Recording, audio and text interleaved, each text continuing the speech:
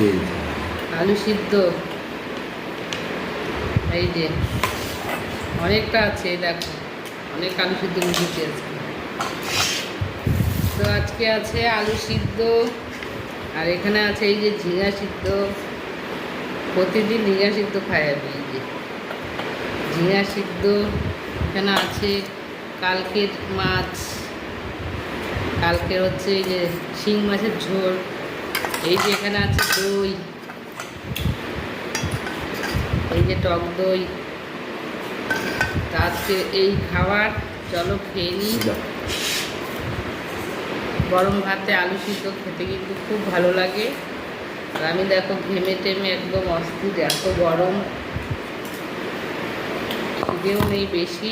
চলো খেয়ে নিই।